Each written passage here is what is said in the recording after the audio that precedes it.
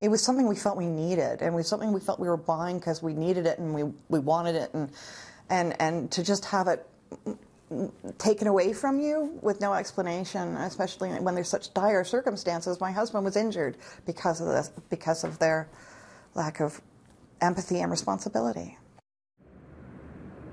I'm Adrian Ghobrial. This next story comes from a City News viewer who saw another story we aired earlier this week about an apparent mix-up aboard an Air Canada flight.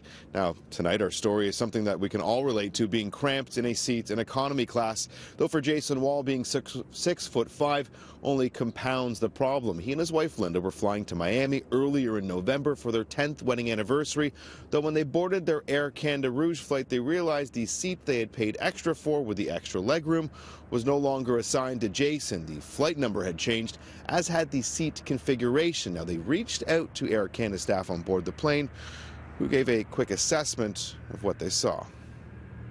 A gate agent came over, had a look and saw where I was sitting, walked back to the other flight attendant and said, "He'll be fine."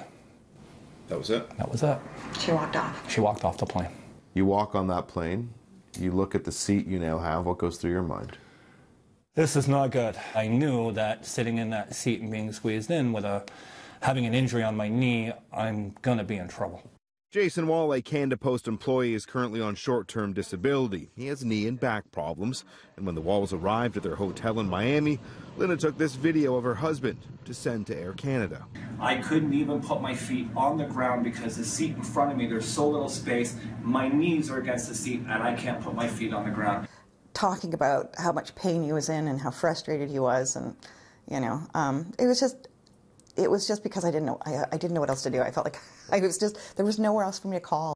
Linda had booked seat 19F for her husband. When their flight number changed ahead of their departure, she didn't realize that it also meant a different seat configuration.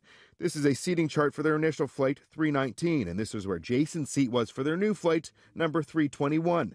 Airline rights advocate Gabor Lukács adds while it might seem like common sense for Air Canada to simply adjust their assigned seats should there be a change of aircraft or flight number, he claims their software is simply out of date and out of touch. Certainly the first thing that a good software should be able to do is to identify a situation when due to a change of equipment, you need to reassign seats.